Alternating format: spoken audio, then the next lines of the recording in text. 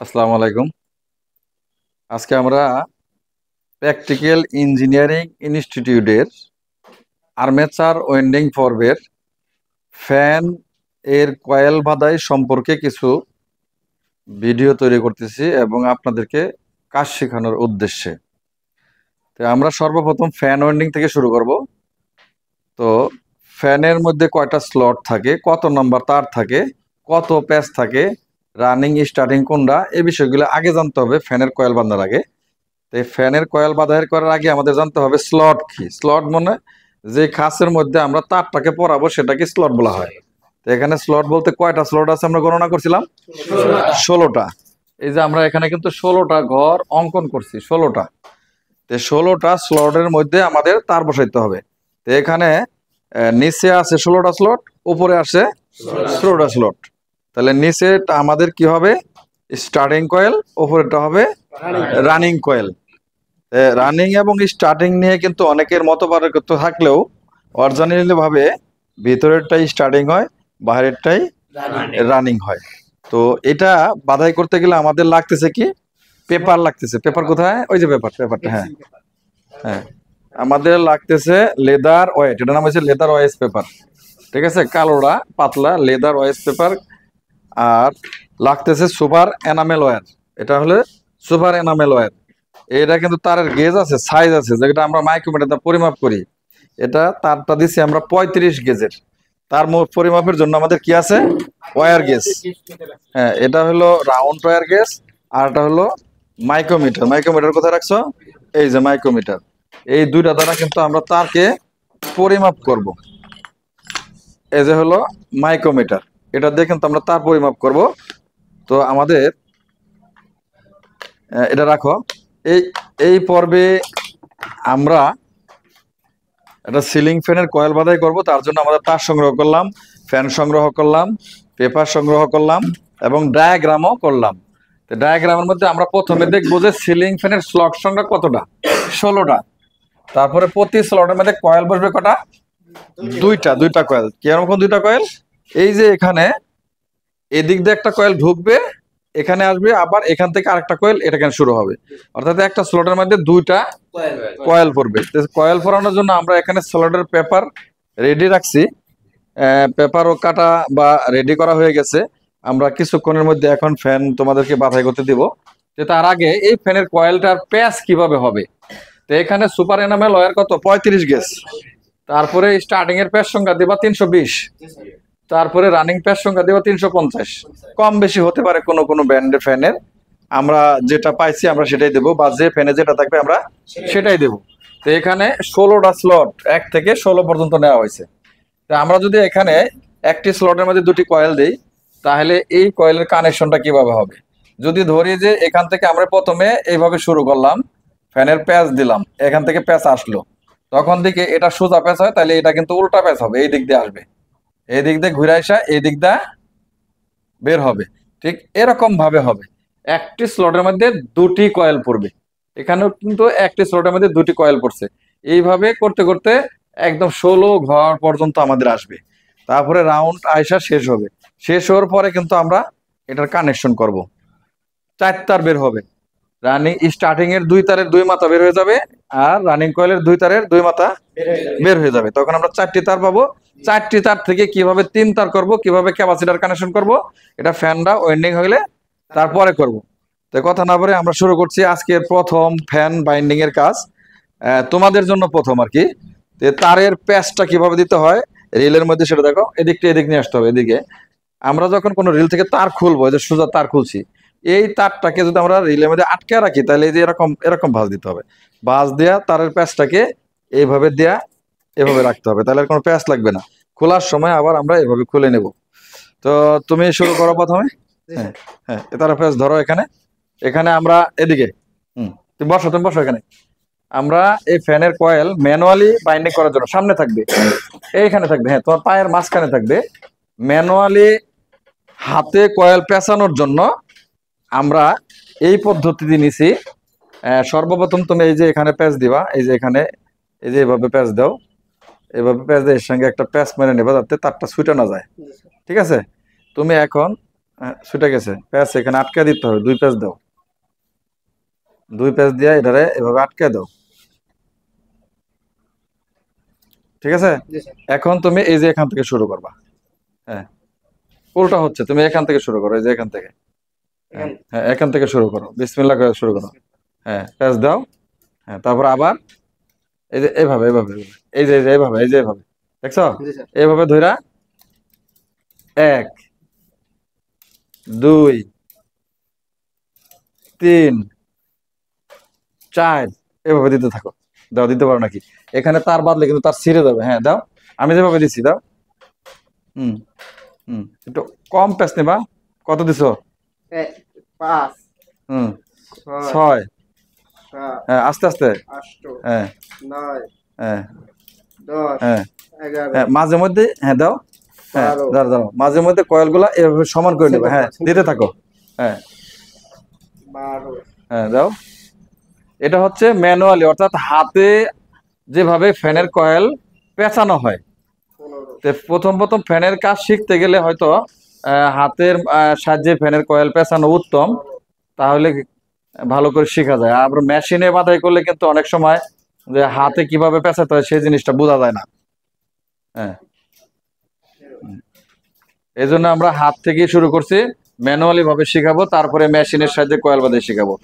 তো দর্শক, আমাদের এখানে এটা মূলত মোটর ওয়েন্ডিং এরই ওয়ার্কশপ, আমাদের ল্যাব। এটা কিন্তু দোকান না, এটা প্রকৃতপক্ষে দোকান আমার সামনে।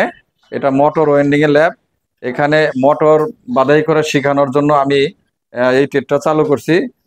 আপনারা যদি আসলে সরাসরি প্র্যাকটিক্যাল এবং থিওরিক্যাল দুইটাই শিখতে চান, তাহলে অবশ্যই এই মোটর বাইন্ডিং কোর্সে আমাদের এখানে ভর্তি হতে পারেন।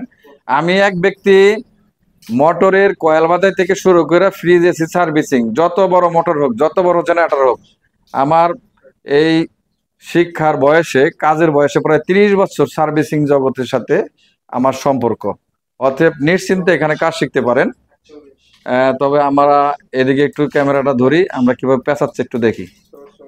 হুম হুম, নষ্ট হয় না জানো, খুব সাবধানে আস্তে আস্তে করতে হবে। হ্যাঁ, আমরা একটা কয়েল পর্যন্ত অপেক্ষা করি, কিরকম ফিনিশিং হয় দেখবো। কাজগুলো অবশ্যই সুন্দর, খুব ফিনিশিং হচ্ছে। হুম,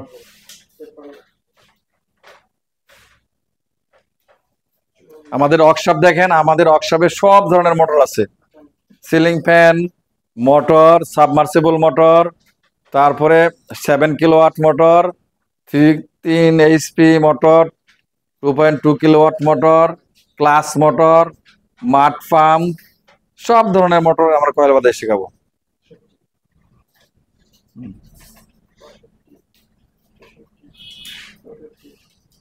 খুব সুন্দর হচ্ছে হাফিজুরের কয়েল পেঁচানোটা, কিন্তু খুব সুন্দর হচ্ছে।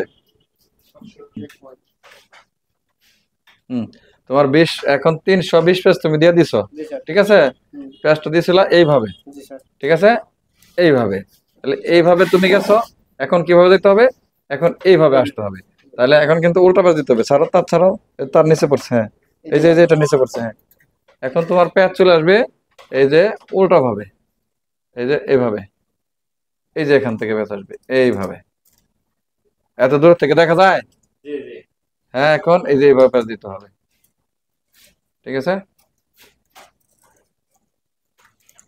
হ্যাঁ, উল্টা পেজ দাও। এখন উল্টা হাতে পেজ দিতে হবে। উল্টা পেজ দিতে হবে। হ্যাঁ হ্যাঁ, এইভাবে একটা সোজা, একটা এটার ভিতরে আনো, এটার ভিতরে, এটার ভিতরে দাও। হ্যাঁ, আনো, দিছ? হ্যাঁ, ঠিক করে দাও। বসাও, সুন্দর করে বসাও, যাতে স্লট ঠিকভাবে বসে। হ্যাঁ, এই তো হয়েছে। টান দাও, এটার ভিতরে ঢুকাও। হ্যাঁ, এইখানে হাত দিবা এখন, এই যে এইখানে। এখন ওই পাশে হাত দিয়ে তার ঘোরাইতে হবে, ওই পাশে। হ্যাঁ, হুম, দেখি তুমি দিতে পারছো না, তার এখন এইভাবে নিতে হবে।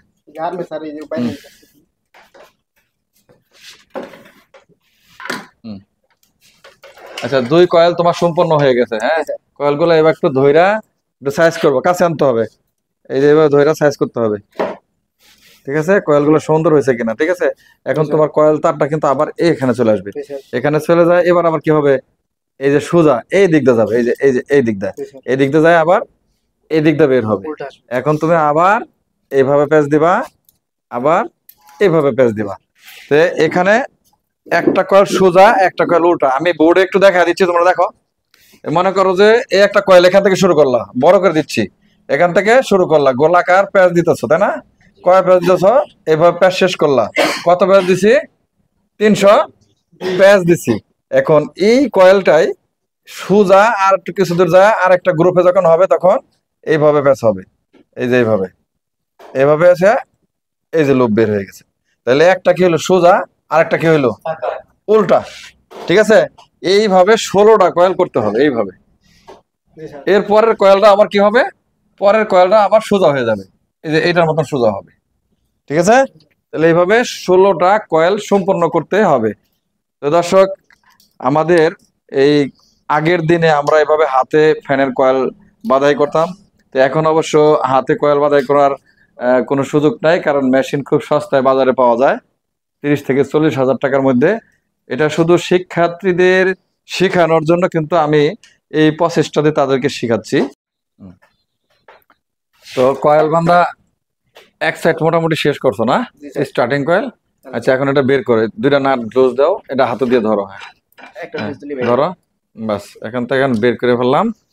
তো এই যে দুইটা মাথা তোমরা রাখছো, দুইটা কাছে আনতে হবে একদম, মানে একটা পয়েন্ট আগের ছিল আর এখন একটা পয়েন্ট।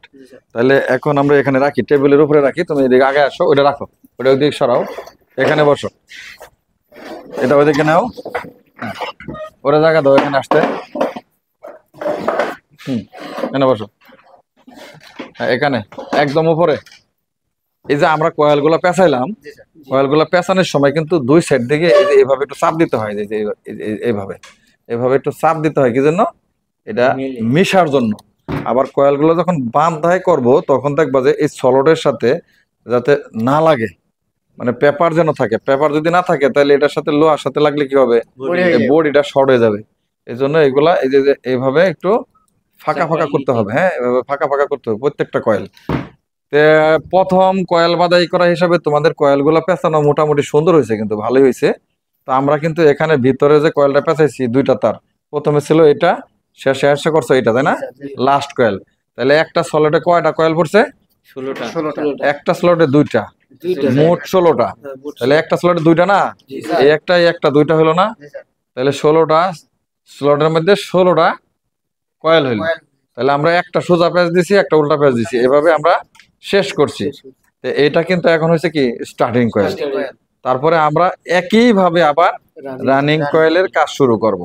শুরু করার পরে আবার এখানে যেমন দুইটা তার বেরিয়েছে, দুইটা লুপ বেরিয়েছে, রানিং কয়েল আবার এখান থেকে শুরু করবা, এটার থেকে শুরু করবা। হ্যাঁ, এটার থেকে শুরু করলে আবার এই জায়গায় আইসাই এরকম দুইটা লুপ বের হবে। তখন দুইটা লুপ বের হলে আমরা এগুলা এই স্লট গুলা পেপার গুলা দিয়ে আটকায় দিব, চাপ দিয়ে কাঠি দিয়া আটকে দেওয়ার পরে আমরা এটাকে আবার সুতা দিয়ে বাঁধ দেব এবং এখানে লুপ লাগাবো। লুপ লাগানোর পরে যে ছিদ্র আছে, এটার ছিদ্র কোথায়? এই যে ছিদ্র, এই যে দেখতে পাচ্ছ ছিদ্রটা?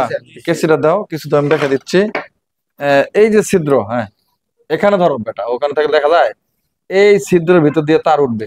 আর ফ্যান বাঁধাই করার সময় কিন্তু একটা জিনিস ইয়ে হয়েছে, এখান থেকে তারটাকে ঘুরায় আনবা, এই যে এখান থেকে তার জোড়া দেবা, এখানে ঝালাই দেবা, ঝালাই দিয়ে এখানে বান দেবা, বান দেওয়ার পরে তারটাকে রাউন্ড করে এই ছিদ্র দিয়ে ঢোকাবা। হ্যাঁ, এখান থেকে আইনা রাউন্ড দিয়া এই যে ছিদ্র দিয়ে ঢোকাবা, এই ছিদ্র ঢোকা তারগুলা এখান থেকে বের করবা। বোঝা গেছে? তারগুলা এখান থেকে বের করে তারপরে কানেকশন করতে হবে। ঠিক আছে, এই যে ছিদ্র, কিন্তু এই যে ছিদ্রটা ঢুকবে, এই যে ছিদ্র দেখা যায়, এই ছিদ্রটা ঢুকে 4টা তার এর উপরে উঠবে। 4 তার উপরে ওঠার পরে এটাকে আমরা কমন করব, রানিং করব, স্টার্টিং করব। যেদিকে ইচ্ছা সেদিকে ঘোরাবো, ডান দিকে ঘোরাবো, ফ্যান যেদিকে ঘুরে সেদিকে ঘোরাবো। এরপরে কিন্তু আমাদের ফ্যানের কাজটা সমাপ্ত হয়ে যাবে। তো আপাতত এ পর্যন্তই আমরা স্টার্টিং কয়েল সমাপ্ত করলাম। এখন পরবর্তীতে আমরা রানিং কয়েল সমাপ্ত করব। রানিং কয়েল সমাপ্ত করার পরে আমরা ফ্যানটাকে কমপ্লিট করে একবারে চালাবো।